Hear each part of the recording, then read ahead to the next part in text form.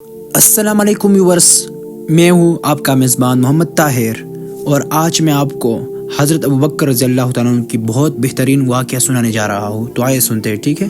حضرت ابوبکر صدیق رضی اللہ تعالیٰ عنہ کی موت کے وقت کا واقعہ بہت دل نشین اور سبق دینے والا واقعہ ہے۔ حضرت ابوبکر صدیق رضی اللہ تعالیٰ عنہ بیمار ہوئے تو انہوں نے اپنے آخری وقت میں صبر و شکر کا اعلیٰ نمونہ پیش کیا۔ ایک دن جب ان کے قریب ترین ساتھیوں نے ان سے پوچھا کہ آپ کو کسی چیز کا سب سے زیادہ خوف ہے، تو انہوں نے جواب دیا کہ ان کا سب سے بڑا خوف یہ ہے کہ اللہ تعالیٰ اس سے ناراض نہ ہو جائے۔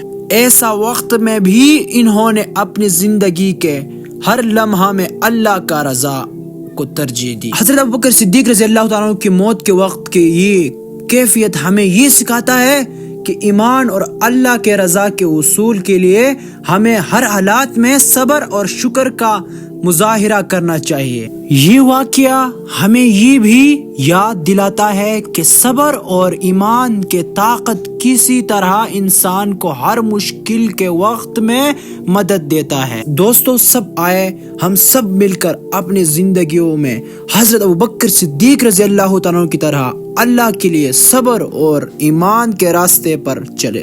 اللہ ہمیں اپنے دین پر ثابت قدم رکھے، آمین۔